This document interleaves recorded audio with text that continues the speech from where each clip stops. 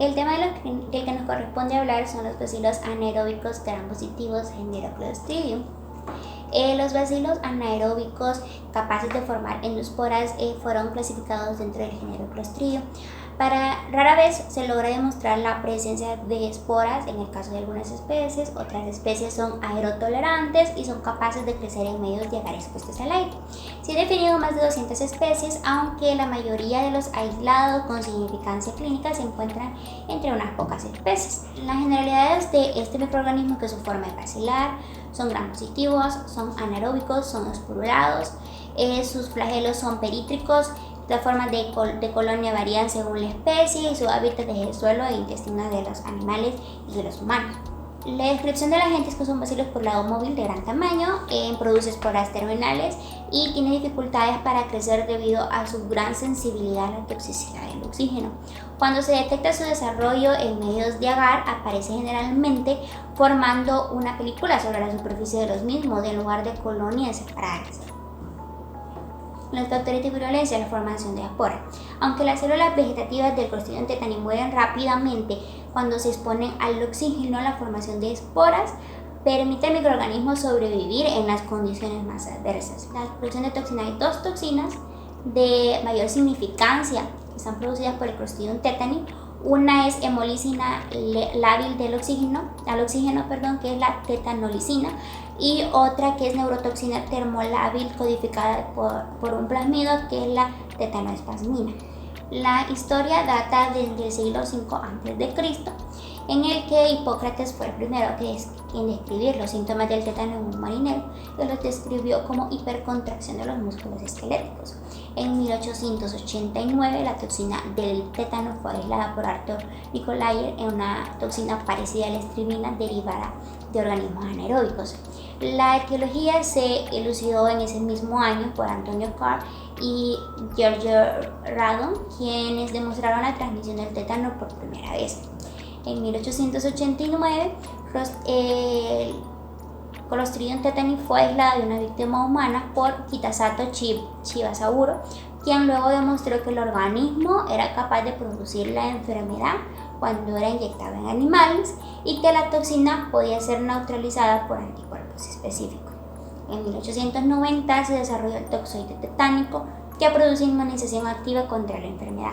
Esta es la base de la vacuna actual. La epidemiología y distribución.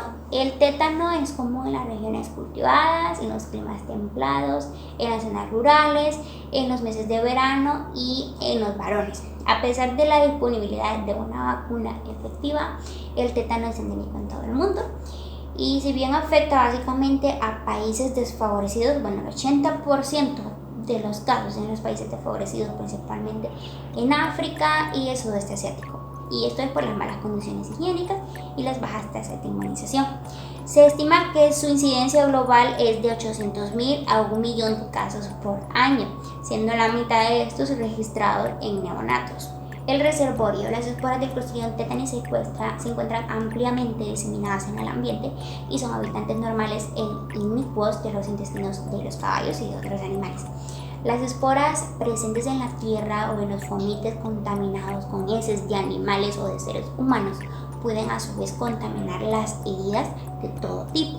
Su periodo de incubación va de 3 a 21 días, aunque esto es variable y puede durar desde un día hasta varios meses, según las características, la extensión y la localización de la herida. En su gran mayoría, los casos se presentan al término de 14 días. Por lo general, un periodo de incubación más breve se relaciona con heridas más contaminadas, lo que nos quiere decir que hay un cuadro más grave, entonces que hay un pronóstico peor. En el caso del tétano neonatal, el periodo de incubación es de unos 6 días, con límites de 3 a 28 días. No hay transmisión directa de persona a persona. Susceptibilidad es que es un microorganismo que en su forma de célula vegetativa es extremadamente sensible al oxígeno, lo que dificulta mucho la detección en cultivo, y es sensible a varios antibióticos, incluidos el metronidazol y la penicilina, mientras que las esporas se pueden matar con yodo y peróxido de hidrógeno. La patogenia y patología. Aunque las células vegetativas del Clostridium tetani mueren rápidamente cuando se exponen al oxígeno. La formación de esporas permite al microorganismo sobrevivir. El factor predisponente común para el tétano es un área con potencial muy bajo de óxido de reducción en la que las esporas tetánicas pueden germinar las bacterias, penetrar a través de las heridas sucias, profundas y anfractuosas, pero esto puede ser trivial. El Clostridium tetani no es un microorganismo invasor. La infección permanece circunscrita en el área del tejido desvitalizado, o sea, en la herida, en la quemadura, en la lesión, etcétera, donde se han introducido las esporas. La germinación de la espora y la proliferación de microorganismos vegetativos que producen toxinas se facilitan por el tejido necrótico, por las sales de calcio y por otras infecciones biógenas concomitantes. Todo lo anterior ayuda al establecimiento de un potencial reducido de óxido de reducción. La toxina liberada a partir de las células vegetativas llega al sistema nervioso central y se fija con rapidez a los receptores de la médula espinal y del tallo encefálico y lleva a cabo las reacciones descritas. Este proceso abarca 3 periodos. El primer periodo es la penetración del Clostridium tetani en el organismo y la producción de la toxina. En el segundo periodo es la diseminación de la toxina, la cual se difunde por vía nerviosa y por vía humoral. El tercer periodo es la fijación de la toxina en el sistema nervioso central. El producto más importante de esta bacteria es su exotoxina neurotóxica llamada termoespasmina, que es la que se mencionó anteriormente. El cuadro clínico de la enfermedad se caracteriza por contracción tónica de los músculos voluntarios. Con frecuencia los espasmos musculares abarcan primero el área de la lesión e infección y a continuación los músculos de la quijada, que se contraen de manera tal que es imposible abrir la boca. Esto se llama trismo. De manera gradual abarca otros músculos voluntarios, generando espasmos tónicos. Cualquier estímulo externo puede precipitar un espasmo muscular. El paciente se encuentra consciente y el dolor a veces es intenso y la muerte casi siempre es secundaria a la interferencia con la mecánica de ventilación. Clásicamente se diferencian 4 patrones de presentación clínica: el tétano localizado, que se caracteriza por espasmos musculares persistentes cerca del sitio de la lesión, y el tétano cefálico, que son los pacientes con lesiones en la cabeza y cuello. Pueden presentar afección solo de los nervios craneales, principalmente del nervio facial. El tétano generalizado es la forma más frecuente y más grave de la enfermedad. Se manifiesta en forma de espasmos de grupos musculares agonistas y antagonistas de todo el cuerpo. El síntoma de presentación clásico es el trismo. Está causado por la contractura de los mesenteros. Hay una contracción tónica prolongada que asemeja la postura de descorticación. Y también tenemos el tétano neonatal, que es producida por la introducción de esporas del tétano a través del cordón umbilical, ya sea en el momento del parto, al cortar el cordón con un instrumento u objeto sucio, o también después del parto al curar el muñón umbilical con sustancias intensamente contaminadas con esporas tetánicas. En el recién nacido, la incapacidad de alimentarse es el signo inicial más común. Después en los días posteriores puede verse trismo, rigidez generalizada con espasmos o convulsiones y la contracción tónica prolongada también. El diagnóstico diferencial debe distinguirse entre el tétano y las diversas infecciones agudas del sistema nervioso central, como la meningitis, la intoxicación con estricnina, tetania hipocalcémica, ACV, epilepsia, meningitis, encefalitis, rabia y otras enfermedades que producen el trismo. En el diagnóstico de laboratorio, el tétano se diagnostica principalmente por la presentación clínica, ya que la detección microscópica del Clostridium tetani o su recuperación de un cultivo es útil, pero generalmente no permite establecer el diagnóstico, ya que los resultados positivos de tétano solo se dan en el 30% de los pacientes, y esto es porque la infección por tétano puede ser causada por una pequeña cantidad de microorganismos, entonces a veces no es visible en los cultivos. El tratamiento: hay medidas específicas en que se debe administrar inmunoglobulina tetánica humana, 500 unidades intramusculares en las primeras 24 horas. Es controvertido si la administración intratecal tiene algún beneficio adicional. El tétano no produce inmunidad natural y es necesario administrar un esquema completo de inmunización con toxoide tetánico una vez que el paciente se recupere. Las medidas generales: los estímulos mínimos pueden provocar espasmo, por lo que están indicados de reposo en cama y las condiciones de mayor tranquilidad posible. Suele necesitarse sedación, parálisis con fármacos similares al curare y ventilación mecánica para controlar los espasmos tetánicos. Se administra penicilina, 20 millones de unidades intravenosas al día en dosis divididas a todos los pacientes, incluso aquellos con modalidad leve de la enfermedad, con el propósito de erradicar los microorganismos productores de la toxina. Las 4 estrategias de tratamiento entre pacientes con tétano deben ser iniciadas simultáneamente. Están las medidas agresivas de soporte, es la principal estrategia de tratamiento y se realizará en la UCI. Es fundamental el control de los espasmos musculares que pueden aparecer reflejamente como resultado de la estimulación del paciente por cualquier movimiento, ruido fuerte o estímulo luminoso. Por ello se aislará de todos aquellos estímulos sensoriales. Las benzodiazepinas constituyen el pilar de su tratamiento. Estos fármacos son agonistas GABA y antagonizan indirectamente muchos de los efectos de la tétanoespasmina. El diazepam es el fármaco más ampliamente estudiado, pero el lorazepam y el midazolam son igualmente eficaces. Para algunos autores el midazolam parece preferible al más experimentado diazepam, ya que la formulación intravenosa de este último, al igual que el del lorazepam, contiene propilenglicol y si se han de utilizar dosis altas puede inducir a la acidosis metabólica. La eliminación de tétanoespasmina no fijada en una inmunización activa. A todo paciente con posible tétano se le debe administrar camaglobulina humana hiperinmunitaria antitetánica lo antes posible. La administración intramuscular de 250 a 500 unidades de antitoxina humana ofrece una protección generalizada adecuada durante 2 o 4 semanas. Neutraliza la toxina que no se ha fijado al sistema nervioso. La profilaxis con antitoxina se debe acompañar de vacunación activa con toxoide tetánico.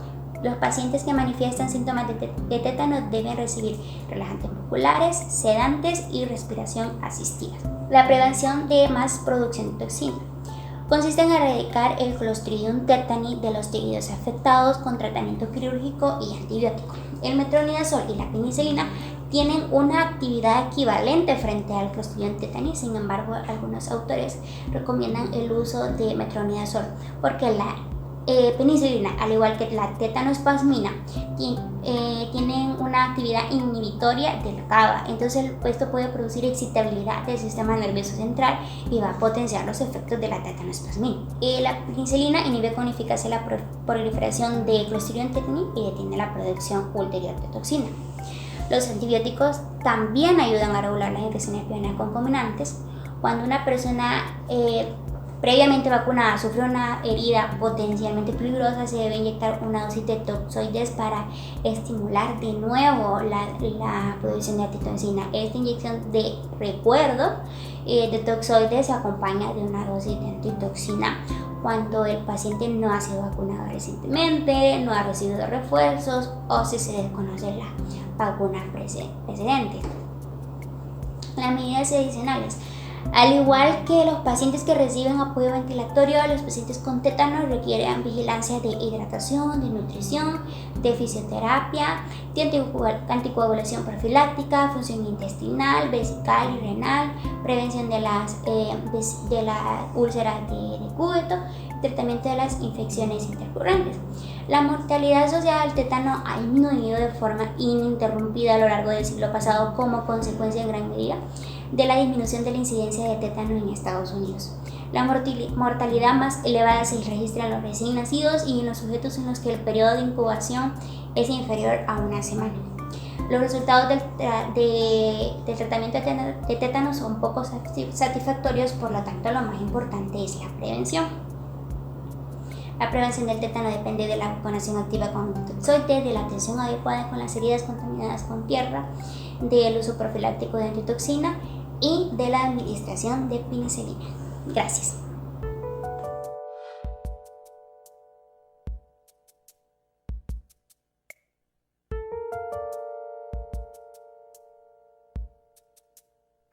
Mi nombre es Karina Beatriz Ruiz y yo voy a hablarles acerca de Clostridium perfringens. Vamos a empezar diciendo de que este es un bacilo anaerobio gram positivo. Anaerobio porque no necesita de oxígeno para su supervivencia.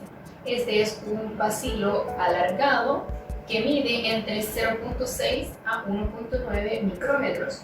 Este es un bacilo inmóvil que rara vez forma esporas. Puede formar esporas pero en condiciones de medios de cultivo. Este es productor de toxinas, de una serie de toxinas que son alfa, beta, epsilon e iota. Y esto permite dividir a Clostridium perfringens en 5 cepas, de la A a la E. Estas toxinas son las encargadas o las responsables de lisar células endoteliales, eritrocitos, plaquetas, leucocitos. Clostridium perfringens se asocia a una gran gama de enfermedades, desde intoxicaciones alimentarias, de gastroenteritis, hasta infecciones de tejidos blandos, como la gangrena gaseosa. Historia de la enfermedad. En 1891, William Henry Welch descubrió el agente causal de la gangrena gaseosa, el cual, este bacilo gram positivo anaerobio, lo denominó Clostridium welchi, que se traduce a la nomenclatura moderna como Clostridium perfringens. Él observó durante la guerra civil que muchos soldados morían debido a infecciones por Clostridium perfringens presentes en la tierra. La incidencia de infecciones por este tipo de microorganismos es 7% en la Primera Guerra Mundial, 0.7 en la Segunda Guerra Mundial, 0.2 en la Guerra de Corea y 0.02 en la Guerra de Vietnam. En los años previos a los antibióticos, se usaba como tratamiento para este tipo de infecciones gusanos para impedir la expansión del tejido necrótico dañado por estos microorganismos. Epidemiología y distribución. A lo largo de la historia, los casos de gangrena gaseosa han aumentado en épocas de conflicto armado, debido a la presencia de personas con heridas traumáticas o heridas de bala. Según estudios, se demuestran que estas heridas estuvieron contaminadas con tierra y en sí la presencia de microorganismos en ellos. La distribución de Clostridium perfringens en la naturaleza es grande, ya que se encuentra en tierra, en heces, aguas marinas contaminadas y sedimentos. La incidencia de enfermedades es mayor en las zonas agrícolas de Europa que en las zonas del desierto de Sahara. Reservorio. Clostridium perfringens habita principalmente en el aparato digestivo de los seres humanos, formando parte de la flora microbiana normal, pero por ser un microorganismo comensal, en algunas situaciones produce patologías. Tiene una amplia distribución en la naturaleza, principalmente en el suelo, en la tierra, en aguas contaminadas y en heces. Las cepas de los Clostridium perfringens tipo B, C, D y E no sobreviven en el suelo, pero pueden colonizar el aparato digestivo de los animales y en algunas ocasiones de los seres humanos. Periodo de incubación. En las intoxicaciones alimentarias, que es algo frecuente y que en algunas ocasiones pasamos por desapercibido, tras la ingesta de alimentos contaminados por este microorganismo, el periodo de incubación para el aparecimiento de los primeros síntomas es de 8 a 24 horas. En las infecciones de tejidos, el periodo de incubación es de 24 a 72 horas tras la lesión traumática colonizada por el microorganismo. Periodo de transmisibilidad. No existe transmisión directa de persona a persona debido a que este es un microorganismo oportunista. Sin embargo, un sujeto A contaminado puede infectar a un sujeto B sano con una herida traumática a través de los exudados de su herida. Esto sucedería 72 horas posterior a la exposición del sujeto inicial. Susceptibilidad. Como en toda situación de riesgo, la susceptibilidad aumenta en personas de la tercera edad y niños con poca edad. También se incluyen los lactantes con bajo peso al nacer, es decir, niños prematuros. Estos grupos etarios se encuentran inmunodeprimidos, por tanto, los síntomas pueden ser más frecuentes y más letales. También se incluyen los ancianos que habitan en asilos e instituciones públicas donde no pueden recibir los cuidados adecuados. En las infecciones de tejidos, la susceptibilidad puede aumentar ante la presencia de una herida con un entorno anaerobio y contaminado. Las personas postraumáticas tienen mayor susceptibilidad a padecer de este tipo de infecciones. Las personas que poseen heridas, desgarros, fracturas abiertas de hueso, donde estén contaminadas con tierra, y fragmentos de ropa con esporas bacterianas. Patogenia y patología. Comenzaré hablando de la patogenia. Clostridium perfringens puede asociarse a una colonización asintomática o puede producir un amplio espectro de enfermedades. Este potencial patógeno se le atribuye a la síntesis de numerosas toxinas y enzimas. Entre las toxinas más importantes se encuentran la toxina alfa, beta, epsilon y iota. La toxina alfa es la más letal y es la producida por los 5 tipos de Clostridium perfringens y es la responsable de la lisis celular. Produce una hemólisis masiva con aumento de la permeabilidad vascular. La toxina epsilon es una protoxina, que es una toxina inactiva que será activada por la tripsina, una enzima pancreática. A eso se le atribuye el aumento de la permeabilidad vascular del tubo intestinal. La toxina iota es la cuarta toxina sintetizada por Clostridium perfringens tipo E. Patología. Como he venido mencionando, las infecciones por Clostridium perfringens se dividen en dos grandes grupos: patologías a nivel de tejidos blandos y a nivel intestinal. A nivel de los tejidos blandos se subdivide en celulitis, miositis supurativa y mionecrosis por Clostridium. La infección por Clostridium perfringens puede iniciar con una celulitis con formación de gas, que puede avanzar hasta una miositis supurativa con presencia de pus a nivel muscular, pero sin presencia de mionecrosis por Clostridios. La mionecrosis por Clostridios es una enfermedad grave que, si no se le da el debido tratamiento en las primeras instancias, puede poner en peligro la vida de las personas. El inicio de la enfermedad es caracterizado por un intenso dolor que se desarrolla a lo largo de la semana siguiente a la introducción de los Clostridios como consecuencia de un traumatismo o intervención quirúrgica. En el examen macroscópico se puede observar tejido necrótico desvitalizado con presencia de gas. Ese gas es debido a la actividad metabólica de las bacterias. En el examen microscópico se observa la presencia de bacilos anaerobios gram positivos y ausencia de células inflamatorias, debido a la producción de toxinas que produjo la lisis de estas células. Las intoxicaciones alimentarias son infecciones frecuentes que se asocian a la ingesta de alimentos contaminados por Clostridium perfringens. Estas se pueden encontrar en carnes como carnes rojas, pollo y pavo. Estas patologías se dividen en enteritis necrosante y septicemia, pero vamos a hablar de enteritis necrosante. Como su nombre lo indica, es un proceso necrótico agudo que afecta al intestino delgado, específicamente al yeyuno. En este se produce una necrosis de la mucosa intestinal, que es producido por la toxina beta de Clostridium perfringens. La mortalidad a pacientes con este tipo de enfermedad se acerca al 50%. Cuadro clínico. Los signos y síntomas característicos de la mionecrosis por Clostridios son un dolor agudo que se dirige hacia la región de la zona afectada. A nivel cardiovascular se tiene la presencia de hipotensión y taquicardias. Hay fiebre, pero no es proporcional a la gravedad de la infección. En las últimas etapas puede haber postración, delirio, que puede llegar hasta coma.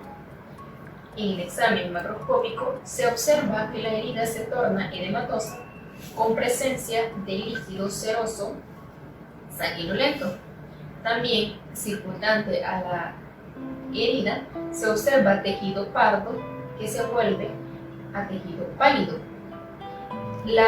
El tejido necrótico avanza varios pulgadas por hora. En esas situaciones avanzadas, la única solución es la amputación radical de la región afectada.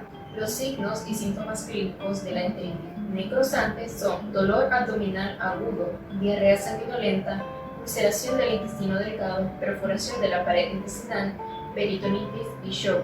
Por lo general, no hay fiebre ni vómitos y la duración de esta enfermedad es de 1 a 2 días. Diagnóstico diferencial. Para el diagnóstico diferencial deben tomarse en cuenta otras infecciones por ondas de gas en los tejidos blandos, como la celulitis por Clostridios anaerobios, miositis crepitantes no clostrídicas, celulitis crepitante no clostrídicas. para la posible exclusión de un cuadro clínico similar. La celulitis anaerobia clostrídica tiene un comienzo y progresión más gradual, y las manifestaciones de esta enfermedad son mucho más leves que la de la gangrena gaseosa. La formación de gas suele ser más extensa en la celulitis por clostridio que en la gangrena gaseosa. Desde el punto de vista clínico, es difícil diferenciar una celulitis de una gangrena gaseosa. Diagnóstico de laboratorio. En la mionecrosis por clostridios, por lo general aporta datos importantes la tinción de grano, a partir del drenaje de líquidos o fragmentos de tejido para la biopsia. Y ahí se advierte las grandes cantidades de bacilos gram positivos que está ocasionando esto. Para la enteritis necrosante, algunos métodos para detectar la enterotoxina de Clostridium perfringens en las heces, como en los cultivos celulares cuantitativos, también el isoinmunoanálisis. Tratamiento. Para la mionecrosis por Clostridium, la penicilina y la clindamicina son eficaces. La penicilina G, 2 millones de unidades cada 3 horas por vía intravenosa. Los expertos recomiendan clindamicina de 600 a 900 miligramos cada 8 horas por vía intravenosa. El desbridamiento quirúrgico adecuado y la exposición de las zonas infectadas también es indispensable para el tratamiento. Para el tratamiento de la enteritis necrosante, la ampicilina, la clindamicina y ciprofloxacino, la ampicilina 2 gramos vía intravenosa cada 4 horas, la clindamicina de 600 a 900 miligramos cada 6 u 8 horas vía intravenosa y el ciprofloxacino de 400 miligramos cada 6 a 8 horas vía intravenosa. Prevención y control. La limpieza adecuada e inmediata de las heridas contaminadas y el desbridamiento quirúrgico es necesario. En las intoxicaciones alimentarias no es necesaria el uso de antibióticos, ya que se trata de un proceso de resolución espontánea en donde las bacterias se eliminan del tubo digestivo y la flora microbiana normal se restablece por sí sola. Muchas gracias.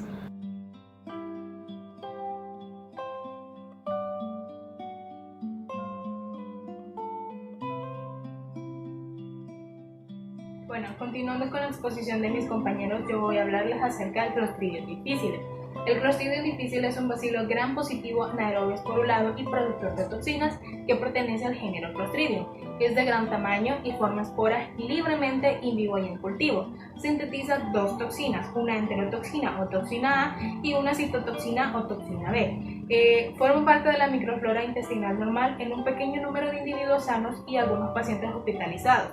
La enfermedad se va a desarrollar en individuos que reciben antibióticos. Esto debido a que estos fármacos alteran la microflora entérica normal, permitiendo el crecimiento excesivo de estos microorganismos relativamente resistentes, o haciendo al paciente más vulnerable a la adquisición exógena de Clostridium difficile. La enfermedad se desarrolla cuando el microorganismo prolifera en el colon y sintetiza sus toxinas. Tiene una característica médica de importancia y es, como habíamos mencionado anteriormente, la producción de toxinas. Este microorganismo produce 2 toxinas polipeptídicas grandes que tienen estructuras similares y se liberan durante las últimas fases del crecimiento del organismo vegetativo, quizás al momento de la lisis celular. Ambas toxinas actúan sobre el citoplasma mediante la alteración de las proteínas de transducción de las señales, en particular aquellas que involucran el citoesqueleto de actina. Las 2 toxinas parecen actuar de forma sinérgica por un mecanismo que aún falta establecerse. Historia de la enfermedad. Hablando un poquito de la historia, no fue hasta mediados de los años 70 que se consideró la importancia clínica del Clostridium difficile. Estos microorganismos rara vez se aislaban de los coprocultivos y se desconocía su función en la enfermedad en el ser humano. En el 2013 se descubrieron casos de esta enfermedad asociados a una cepa muy virulenta del Clostridium difficile en comunidades y hospitales de Canadá, Estados Unidos y Europa. Era responsable de una forma más grave y con elevada mortalidad y frecuencia de recaídas y más complicaciones. Su virulencia se asociaba a una consecuencia en la mutación del gen que producía la regulación de las toxinas. Además, producía la toxina binaria, que era un marcador útil de la cepa, aunque se desconocía su importancia clínica. Y a pesar de que se le tomaba muy poca importancia, los estudios sistémicos actuales muestran que la toxina producida por el Clostridium difficile origina enfermedades gastrointestinales asociadas a antibióticos que comprenden desde una diarrea relativamente benigna y de resolución espontánea a una colitis pseudomembranosa grave que pone en peligro la vida. Epidemiología y distribución.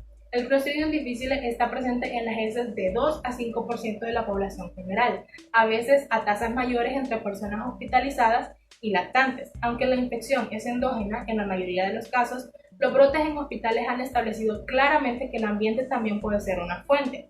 La fuente es endógena o ambiental. El Clostridium difficile no es la única causa de diarrea asociada a antibióticos, pero es la causa más común que se ha logrado identificar. En la diarrea simple posterior a la administración de antimicrobianos, este organismo es responsable de aproximadamente 30% de los casos a medida que la enfermedad progresa hasta convertirse en colitis. La asociación es más intensa en el 90% de los casos.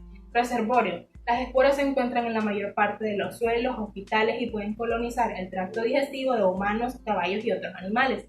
También se encuentran en fondites contaminados como por ejemplo los utensilios hospitalarios. El periodo de incubación es de 1 a 7 días, con un promedio de 2 días. El periodo de transmisibilidad.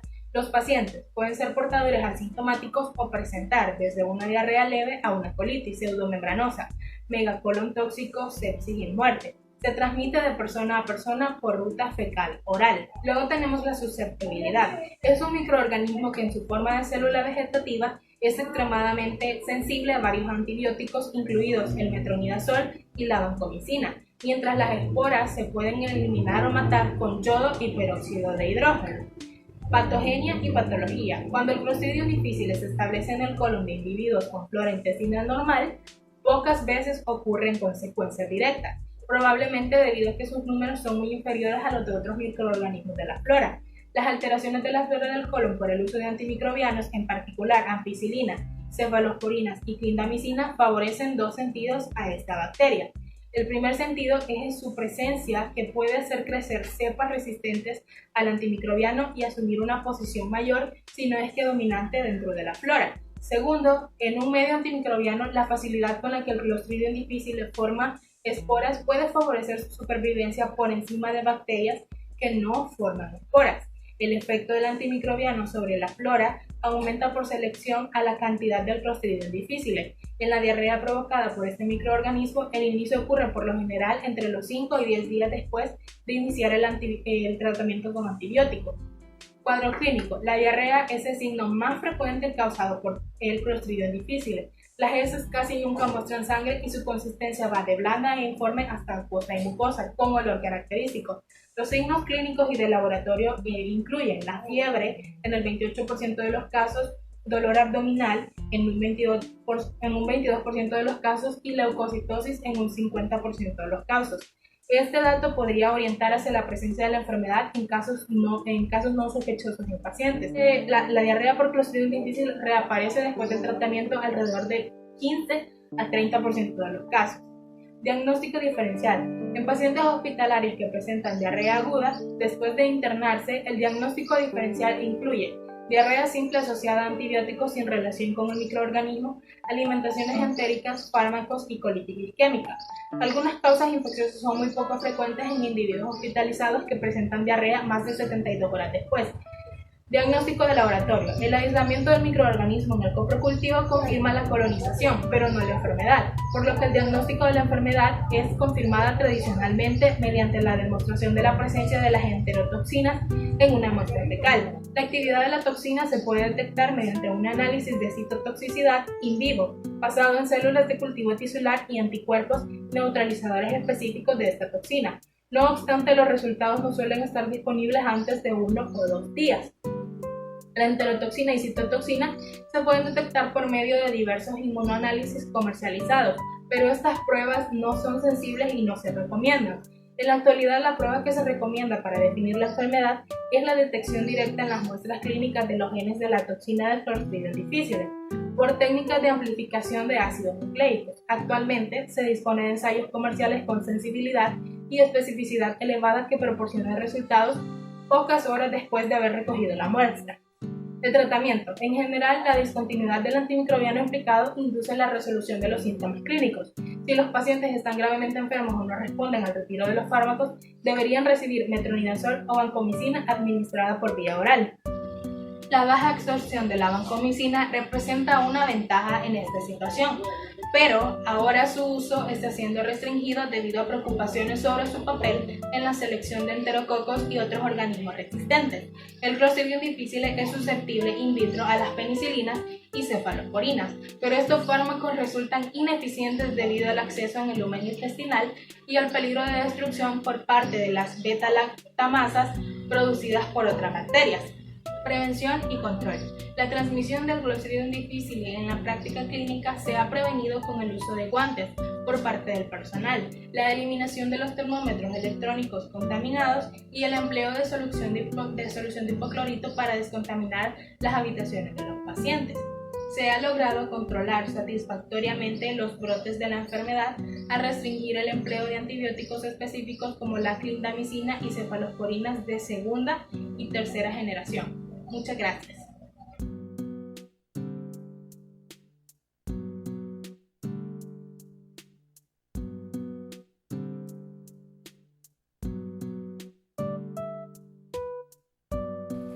Para finalizar con esta presentación, voy a hablarles acerca del Clostridium botulinum.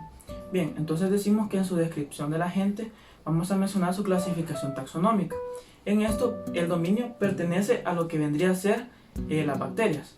Su división serían los firmicutes o endobacterias, que se caracterizan por tener una pared celular gram positiva. Luego viene su clase, que sería Clostridia, que se caracterizan por ser bacilos anaerobios gram positivos. Luego viene su orden, que serían clostridiales. Luego viene su familia, que vendría a ser Clostridia ceae. Luego viene su género, que sería el Clostridium, y por último su especie, que sería el botulinum. Entonces el Clostridium botulinum es el nombre que recibe una especie de bacilo anaerobio gram positiva, es decir, un anaerobio esporulado que produce toxina botulínica, que es el agente causal del botulismo. Vamos a decir que estas toxinas son enzimas metaloproteinasas que actúan directamente en las uniones neuromusculares.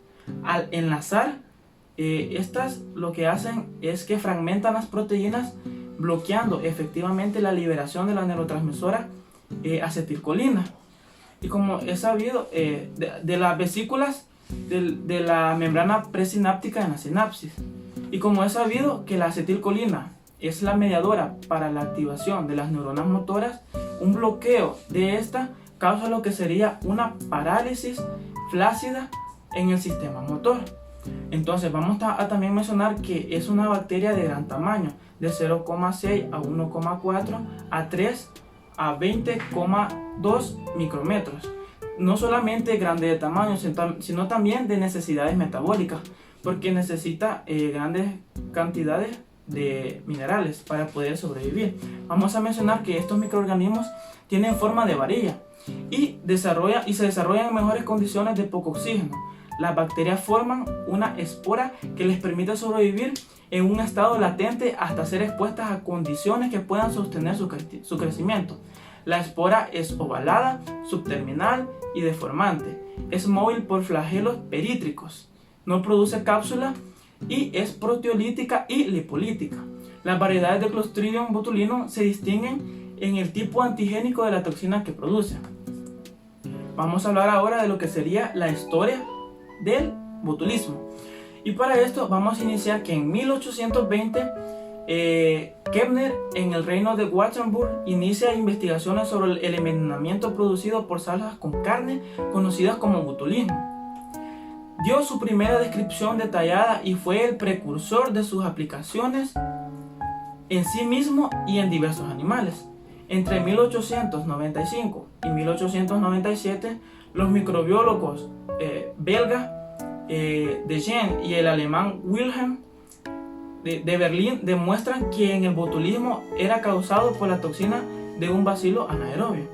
Entonces, sucesivos estudios a nivel mundial demostraron que el Clostridium botulinum era capaz de producir 7 toxinas, las cuales se distinguen de letra del abecedario, que sería de la A a la G, es decir, la toxina A, B, C, D, E, F y G, ¿verdad? En tanto que otras especies del mismo género pueden llevar ciertas de las mismas toxinas de esta. Ahora vamos a hablar acerca de la epidemiología y la distribución del Clostridium botulinum, ¿verdad? El Clostridium botulino se suele aislar a partir del suelo y de las muestras de agua por todo el mundo.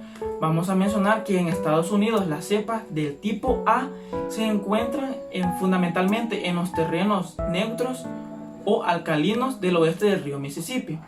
Las cepas del tipo B se localizan principalmente en los suelos orgánicos ricos de la región oriental del país, y las cepas del tipo E se detectan solamente en los suelos húmedos. También se ha identificado 4 formas del botulismo. La primera sería la forma clásica o el botulismo transmitido por los alimentos. La segunda sería el botulismo del lactante. La tercera sería el botulismo de las heridas. Y la cuarta sería el botulismo por inhalación. Vamos a hacer ahorita énfasis en la primera, que sería el botulismo alimentario.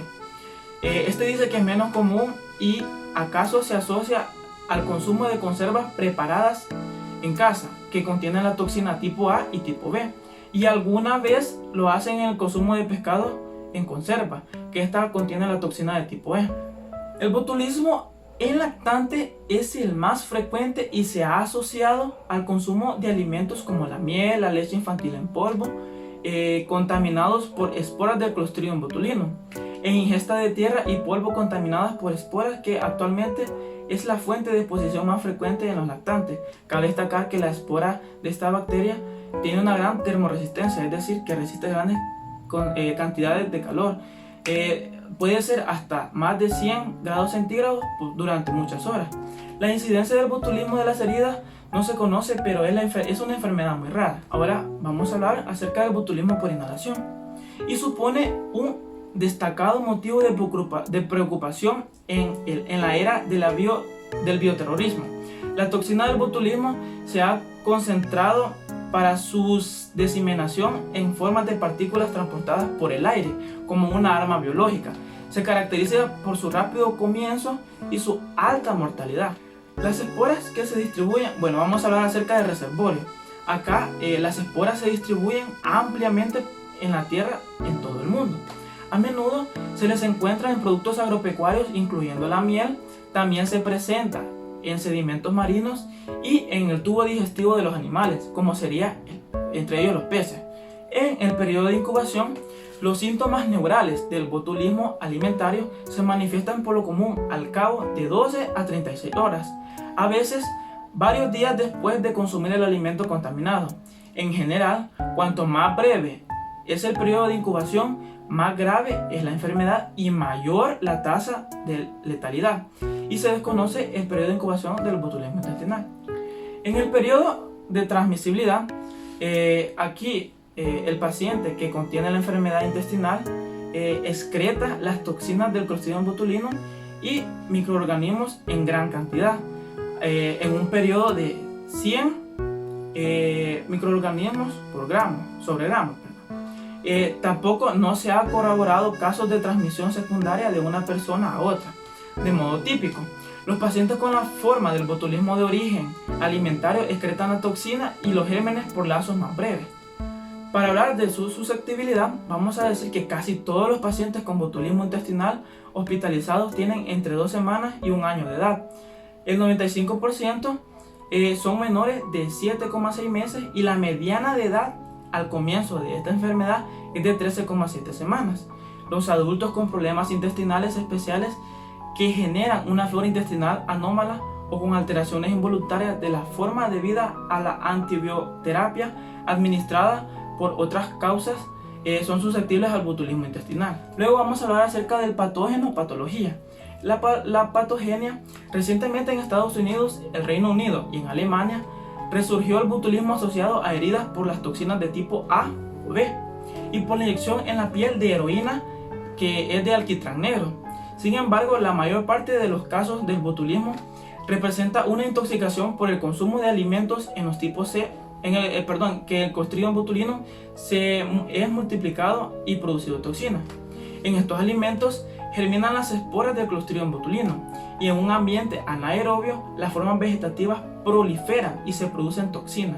La toxina actualmente actúa bloqueando la liberación de acetilcolina en las sinapsis y uniones neuromusculares. El resultado es una parálisis flácida.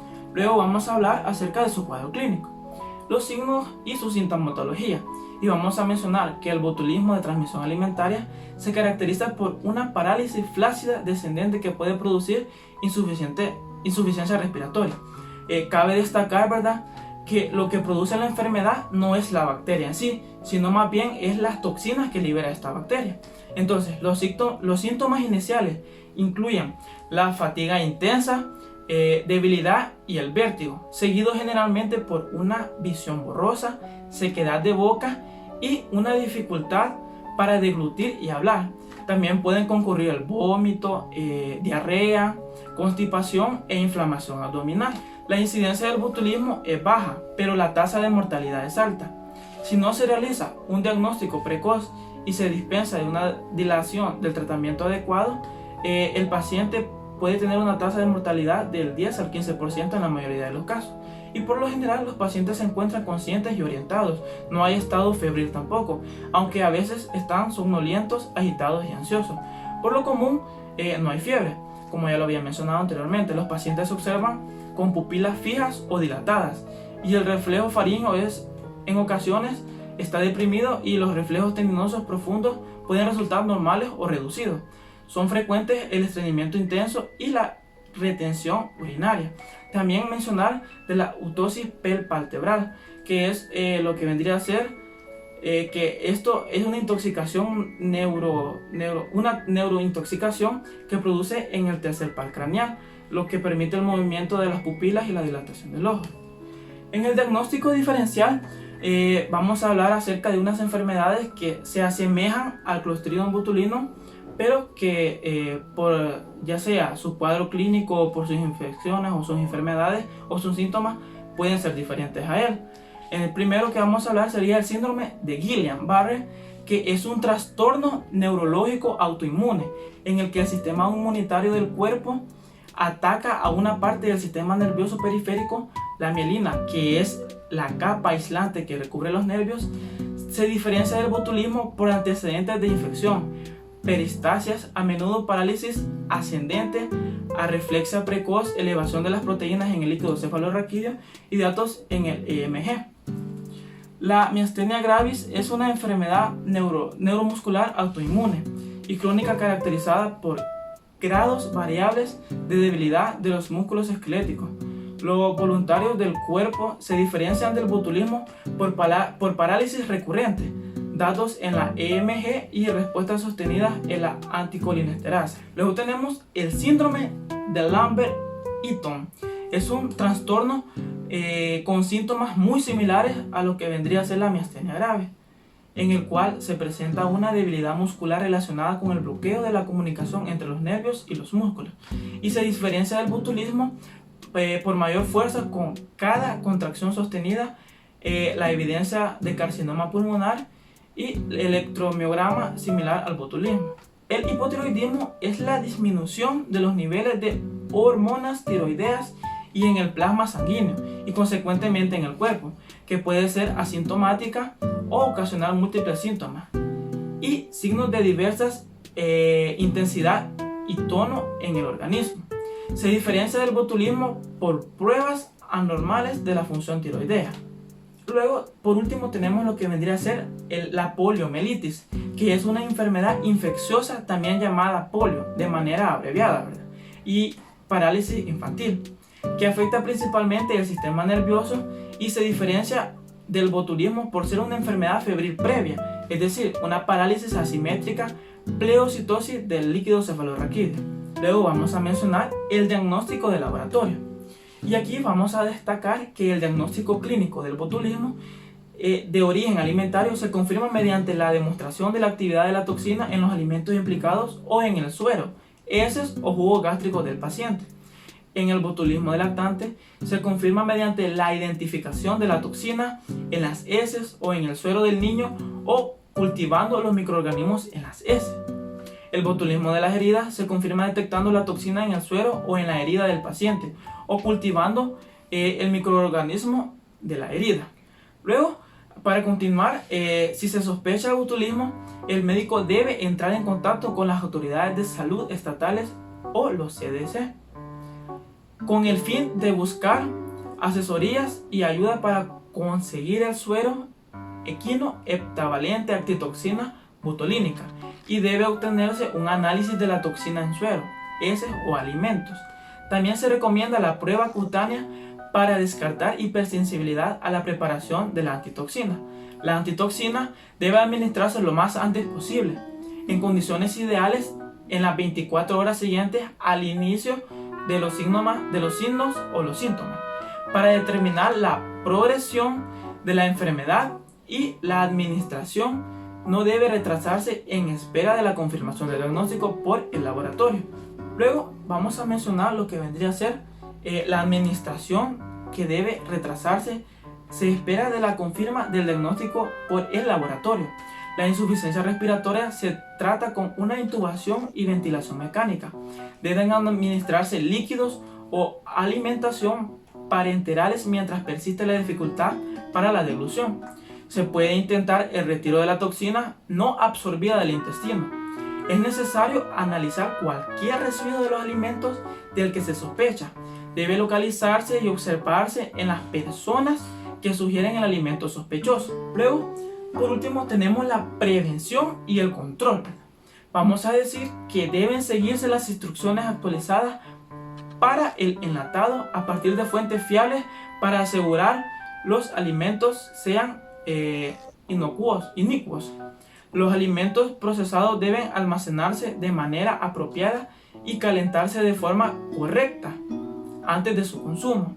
Como es posible la presencia de esporas, no debe darse miel a lactantes menores o que tengan edades de 12 meses de edad. Debe evitarse la inyección de drogas ilegales y todas las heridas deben limpiarse de manera meticulosa para eliminar posible contaminación con esporas bacterianas. Eso ha sido todo y espero que les haya interesado y gustado este tema. Gracias.